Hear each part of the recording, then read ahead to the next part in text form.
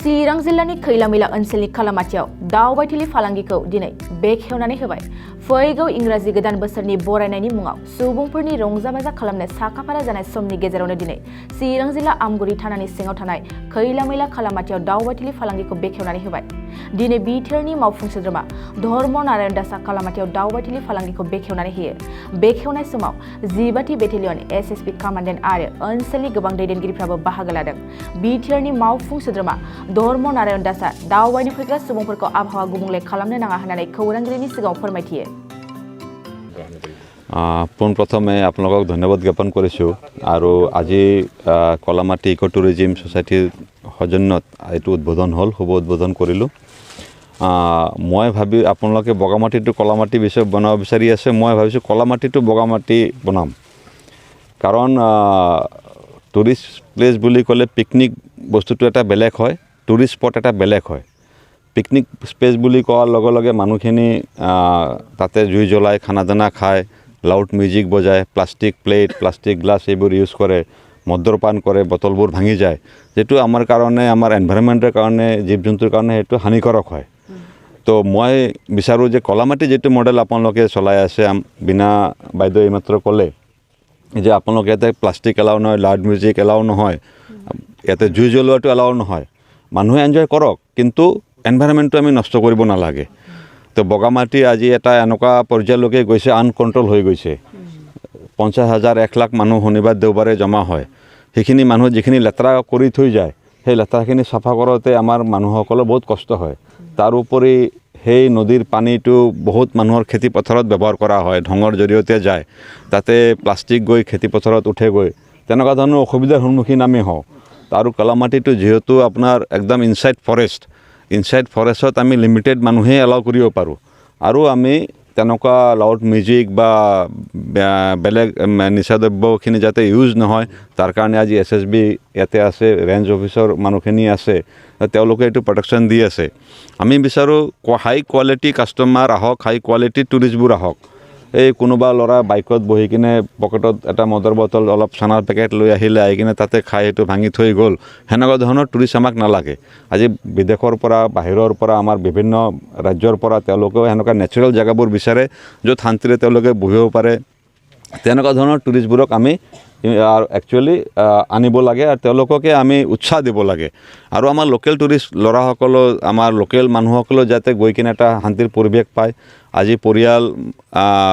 Husband wife, ল'ৰা ছোৱালী লৈ যাতে বহি কিনে তাতে আৰামছে এনজয় কৰিব পাৰে, তেনেকুৱা এটা পৰিৱেশটো আমি বিচাৰোঁ। আৰু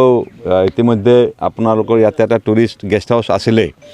টুৰিষ্ট গেষ্ট হাউচটো আমাৰ ইউজ নোহোৱাৰ কাৰণে, বহু বছৰ তেনেকুৱাকৈ ইউজ হোৱা নাই, তাৰ কাৰণে ডিপ্লিটেড কণ্ডিশ্যনত আছে। আমি এবাৰ সেই টুৰিষ্ট গেষ্ট হাউচটো ৰিন'ভেশ্যন কৰি কিনে যাতে টুৰিষ্ট আহিলে এদিন দুদিন ইয়াতে থাকে, তেতিয়াহে আমাৰ প্ৰফিট হয়। এতিয়া কোনোবা পিকনিক খাব আহিলে, খাইছে, আহি খাই কিনে ঘূৰি গ'ল, তেতিয়া আমাৰ একো ৰেভিনিউ কালেকশ্যন নহয়। যদি মানুহ আহি কিনে এদিন এৰাতি দুৰাতি থাকে, তেতিয়াহে আমি ৰেভিনিউ পাওঁ, সেইটোক আমি টুৰিষ্ট বুলি কওঁ। তো মই আশাবাদী এই আমাৰ এছ'চিয়েশ্যনৰ যিসকল আছে, তেওঁলোকে এই লোকেল মানুহে হয়, এই এৰিয়াৰে হয়, তেওঁলোকেও বিচাৰে যে আমি ইয়াৰে পৰিৱেশটোও ঠিক থাকক, আমাৰ টুৰিষ্টো আহক। তো দুটা বেলেঞ্চ কৰি কিনে যাতে আমি চলিব পাৰোঁ, সেইটো আমি আশা কৰোঁ, তেওঁলোকৰ পৰা আমি এইটো কামনা কৰোঁ। এইটো অঞ্চল এটা সময়ত যিসকল বন্দুকধাৰী সশস্ত্ৰ সংগ্ৰামীসকলৰ এটা ঠাই আছিল বুলি পৰিচিত আছিল, যাৰ কাৰণে টুৰিষ্টসকলৰ এইটো অঞ্চলত অহাটো মানে কল্পনাতীত আছিল। এতিয়া যিহেতু পৰিৱেশটো শান্তিৰ পৰিৱেশ আহিছে, তো টুৰিজিমসকলক আকৰ্ষণ কৰাৰ কাৰণে আপোনাৰ ডিপাৰ্টমেণ্টৰ পৰা কি ধৰণৰ ব্যৱস্থা গ্ৰহণ কৰে? এইটো কথা হয়, এইটো কাৰণে আমি প্ৰচাৰ আগতে বিভিন্ন জেগাত আমাৰ international tourism mart, national tourism মাৰ্টবোৰ হয়, য'ত বিভিন্ন ঠাইৰ পৰা টুৰ অপাৰেটৰসকল আহে বা বিভিন্ন হোটেলৰ এনেকুৱা মানুহবোৰ আহে। যে তাজ গ্ৰুপ, ইতিমধ্যে আপোনালোকে গম পাইছে, মানসত তাজ গ্ৰুপৰ পৰা এটা 5 ষ্টাৰ কেটেগৰীৰ আপোনাৰ ৰিচৰ্ট হ'ব।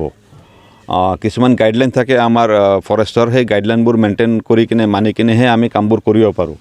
এতিয়া আপোনালোকে জানে, মানসত আগত যেনেকুৱাকৈ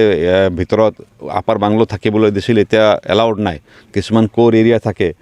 আৰু ইয়াৰে যোৱাবাৰৰ তুলনাত যদি আমি চাবলৈ যাওঁ, এতিয়া মানসত যিমানখিনি আমাৰ গেষ্ট হাউচ আছে, প্ৰাইভেট গেষ্ট হাউচ আছে, চৰকাৰী গেষ্ট হাউচ আছে, each and every guest house শনিবাৰ দেওবাৰে ফুল থাকে। তেনেকুৱাকৈ মানুহবোৰৰ প্ৰমোশ্যনটো আমি বিভিন্ন জেগাত, কেলকাতাত আমি প্ৰমোশ্যন কৰিছোঁ। কেইদিনমান আগতে আইজলত মিজোরামত ইণ্টাৰনেশ্যনেল টুৰিজিম মাৰ্ট নৰ্থ ইষ্টৰ হৈ গ'ল 7টা ষ্টেটে পাৰ্টিচিপেট কৰিছে আমাৰ নৰ্থ ইষ্টৰ সকলো ষ্টেট পাৰ্টিচিপেট কৰিছে তাৰপিছত তাৰ ভিতৰত বড়োলেণ্ড টুৰিজিম বুলিও আমি পাৰ্টিচিপেট কৰিছোঁ তো সকলোৱে সুধিছে বড়োলেণ্ড টুৰিজিম কোনচা ষ্টেট হে বা কোনচা জাগা হে কিয়া হে উধাৰ মে যেতিয়া আমি বিৱৰণী প্ৰেজেণ্টেশ্যন তেওঁলোকক দিলোঁ তেওঁলোকে আচৰিত হৈছে ইতনা আচ্ছা জাগা ইতনা পাছ মে হে আৰু আমি এটা ট্ৰেনজিট পইণ্টত আছোঁ আমি নৰ্থ ইষ্টৰ গেটৱে হয় আমাৰ ইয়াতে ৰেলৱে ষ্টেচন আছে ইয়াতে আমাৰ 4-লেন হাইৱে আছে আমাৰ ইয়াতে এয়াৰপৰ্ট আছে এভৰি কমিউনিকেশ্যনৰ তৰফৰ পৰা আমি গোটেইখিনি আছে খালি আগত আমাৰ কমিউনিকেশ্যনটো অলপমান বেয়া আছিল অলপমান ডিষ্টাৰ্ব এৰিয়া আছিল এতিয়া মাননীয় ডক্টৰ হেমন্ত বিশ্ব শৰ্মা মুখ্যমন্ত্ৰী ডাঙৰীয়াৰ সহযোগত আমাৰ অমিত শ্বাহজীৰ সহযোগত আমাৰ বিটিআৰৰ চিফৰ মহোদয়ৰ সহযোগত 2020 চনত আমাৰ চুক্তি সম্পূৰ্ণ হ'ল এই চুক্তি হোৱাৰ পিছত এটা সঁচাকৈ শান্তিৰ পৰিৱেশ আমি নিজে অনুভৱ কৰিব পাৰোঁ সকলো মানুহে বিটিআৰত থকা সকলো জাতি জনগোষ্ঠীৰ মানুহখিনি এটা শান্তিৰ পৰিৱেশটো অনুভৱ কৰিব পাৰি আছে তো এতিয়া মই ভাবোঁ এটা জাগা উন্নতি হ'বলৈ গ'লে প্ৰথমে তাতে শান্তি বিৰাজমান হোৱাটো প্ৰয়োজন এতিয়া শান্তি বিৰাজমান হৈছে লাহে লাহে একেদিনাই গোটেই Rome was not built in a day বুলি কয় না তো এটা সময়ত মই ভাবোঁ যে উইদিন ভেৰি শ্বৰ্ট পিৰিয়ড আমাৰ এই বড়োলেণ্ড এৰিয়াটোৰ টুৰিজিম এটা মেজৰ ৰেভিনিউ সোর্স আমি হয়ে উঠিব কারণ আমার ইয়াতে রেভিনিউ আপনাদের জানে ইমান কালেকশন নাই তো ট্যুরিজমটো আমি যদি ভালকে সবে মিলি প্রমোট করো আপনাদেরও সহায় সহযোগিতা লাগিব তো আপনাদেরও প্রমোট করব লাগে আপনাদেরও ইয়ারে বাসিন্দা হয় আপনাদেরও ট্যুরিজম প্রমোট করব লাগে যতে চান্স পায় যেনেকা চান্স পায় সোশ্যাল মিডিয়া আমার মেইন মিডিয়া সকলো জৰিয়তে যাতে আমি প্রমোট কৰিব পাৰোঁ সকলো লগত লগ লাগি কিনে আমি বড়োলেণ্ড ট্যুরিজমটো আগবঢ়াই লৈ যাম दिनै बे जेनाखि कालामाटी इक' टुरिजम स्पट बा हा गोसोम जिहेतु होनो बेखौ दिनै बेखेवनाय जाबाय 13 डिसेम्बर 22 मायथाइ दा दिनैनिफ्राय बे बिटिआर ओनसोल बा आसामनि बा भारतनि जिखुनु जायगानिफ्राय दावबायारिफ्रा बाहाय फैनानै नायफैनो हासिगोन जिहेतु थांनाय बाराव COVID-19 नि थाखाय जोङो बारा बेबादि सम बा बेबादि सुजुगखौ मोननाय जायाखैमोन बा देग्लाय जोङो बे इसेबाबो नायनायनि थाखाय सुजुग सुबिदाखौ बांसिन मोनगोन जिहेतु बाहाय नुनो मोनदों नोंथांमोना नुखाबाय जे बाहाय हा गोसोम दङ हाजो आगर दङ हाजो गोसोम दङ गासिबो नोंथांमोना नुनो मोनबाय बे जोंनि बुंनायनि बाथ्रा नङा बाहाय दै दङ स्राय स्राय दै दङ आरो हाजोआ बाहाय दङ ओरै भुटान हाजो दङ दा जोङो बेखौनो बुंगोन जे बाहाय दावबायारिफ्रा जाय फैगोन बिथांमोना माखासे नियम निथिखौ मानिनानै जिहेतु बियो वाइल्ड लाइफनि बाहाय अर सुनाय बा फेग्रा मुवा जानाय बा बेबादि निसा बुस्थुफ्रा बाहाय निषेध दङ बेफोरखौ बाहायनो मोननाय नङा जायहा फरियालफोर लानानै फैनो दिनै गोसो दङ जे पिकनिक जाहैनो होननानै सोरबा सोरबा साननानै दङ पिकनिक जानायनिफ्राय साबसिन बे जायगाखौ जुदि बेरायनानै नायफैयोबा बेनिफ्राय साबसिन गोजोनगोन खोमा होननानै जों सानो आरोखि मानो होनोबा इसोरनि बे दानाय मोनसे हाजो आगर बा बे मोनसे इसोरनि सृष्टि जे बुस्थुखौ दिनै बाहाय फैनानै नुनो मोनगोन हयथ' सोरबा मबाइलाव नुदों हाजो बहुद नुनो हागौ बहुद दैमा दैसा नुनो हागौ नाथाय बेबादि गावनि मेगनजों बे दिनै जिबादि कालामाटीनि जि स्पट बा बे हा गोसोमखौ जाय नुलांगोन बिथांमोना निस्सय गोसोआव सानगोन जे आरोबाव खनसे फैफिनबावनो नामा मानोना बिनिफ्राय जोङो आराम्भनिफ्राय स्टार्टिंनिफ्राय ओंखारलाङोबानो जोङो फट' खेबै खेबै थांनाय जायो थाङै थाङै जेला जायगायाव भिउ पइन्ट मोनहैनाय लोगो लोगो जोंना मबाइलाबो बेटारि जोबहैयो मेम'रियाबो फुल जाहैयो लास्टआव आफसुस जानानै नेक्स्टआव आरोबाव फैफिननांगौ गोनां जायो बेखौ जोङो बहुद बार नुनो मोन्दों थांनाय माबायाव जोङो 27-28 दिन बिदि सम मोन्दोंमोन बाहाय सोरबा सोरबाफोर पार्टिया खनथाम गाहाम फैदों मानो होनोबा माने थांनोनो गोसो जाया बाहाय हाबनाय लोगो लोगो मा मुहिनिया हाबफायो बाहाय बुंनो हाया मानसिना माने बिनिफ्राय होखारनानै लासै लेंबोनांगौसो जाहैयो दा बेबादि अबस्था आरोखि दा बयखौबो जोङो बरायबाय दिनैनिफ्राय जोंनि बे कालामाटी टुरिस्ट स्पटआ बेखेवनाय जाबाय बाहाय दावबायारिफ्रा फैनो हासिगोन फैनानै नियमाबर्तिखौ मानिनाय जिखिनि नियम दङ माबानि फरेस्टनि गाइडलाइन हिसाबै बा मानासनि गाइडलाइन हिसाबै बेफोरखौ मानिनानै बेहाय इन्जय खालामफैनो हागोन फैनायनि लामाया जाहैबाय राजा लामानिफ्राय सापागुरिनिफ्राय सिदा साहा फैगोन साहा फैयोबा भबानिपुर मोनगोन भबानिपुर मोनोबा सानजाथिं थांनो नांला सिदा फैनानै खैलामैला मोनगोन खैलामैला मोनोबा खैलामैलानि सानजान लामाजों SSB केम्प सिदा फैगोन लावख्रिगुरि SSB केम्प मोननाय लोगो लोगो बाहाय जोंनि मानसिफोरखौ आरो जोंनि मावखुलि मोनगोन टुरिस्ट गाइड एस'सिएशननि बिथांमोना बे माबाखौ लामाखौ दिन्थिफैगोन टाइमा जाहैबाय जोंनि बे बेखेवनाय हाबनाय टाइमा 7टा 7 रिंगा फुंनि आरो 2टासिम हाबनो हागोन 2 बाजिसिम बेलासिनि खिन्थु बिनिफ्राय 4टानि आगोलनो ओंखारलांनांगोन गेटसिमाव 4टायाव मोनहैगोन आरो मोनसे बाथ्रा बेखौ जों खोन्थानो लुबैदों जे जिहेतु 25 तारिख माबायाव डिसेम्बराव जिशु ख्रिस्ट'नि जोनोम सान हिसाबै जोंनि कमिटिया बे सानखौ जिशुनो जि सम होनाय हिसाबै এই दिनखौ जोङो बन्द दोनगोन होननानै फोसावनाय जाबाय सिगांनो मा नुनायनि खाबु दंबावो फैयोबा जिब जुनारफ्रा बाहाय दा जिब जुनार नुनायनि खाबुआ जाहैबाय किसुमान खाफालनि खोथा जागोन आरोखि बाहाय मोनायाव मैदेर फैयो फुङावबो नुनो मोनो नाथाय सोरनि भाग्यआव मा दं जों बुंनो हाया मैदेर दङ मै दङ दावराय दङ बाहाय नुनो मोनगोन आरो मोसौ मै दङ दा बाहाय जोङो एसे आगोल नुबोबाय माने मैया जोङो खामानि मावनो फैनाय समाव बाहाय आगोन गैयामोन दा मोजाङै आगोनबो दङ बाहाय बुरनानै आराम उन्दुनानै थांनाय दङ मैदेरनि बेबादि आरोखि गावबा गाव खाफालनि सायाव जागोन मैदेर नुनाया खिन्थु बुस्थुआ दङ जिब जुनारा दङ जथेस्थ' दङ